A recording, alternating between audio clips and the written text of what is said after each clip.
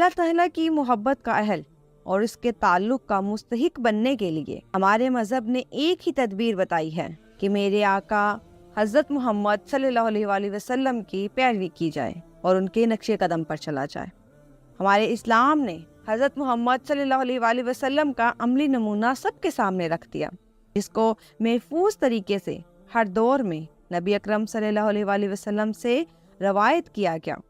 اور اس عملی مجسمے کی پیروی اور اتباع کو خدا کی محبت کا اہل اور اس کے تعلق کا مستحق بننے کا ذریعہ قرار دیا گیا۔ انسانی زندگی کے ہر پہلو کے بارے میں رسول کریم صلی اللہ علیہ وآلہ وسلم کا عملی نمونہ بنتا ہے۔ اس بات کا اقرار تو کافر بھی کرتے ہیں۔ تو جب سیرت طیبہ میں انسانی زندگی کے انتہائی باریک نقطوں پر تعلیمات دی گئی ہیں، تو تربیت اولاد جیسا ضروری اور اہم کام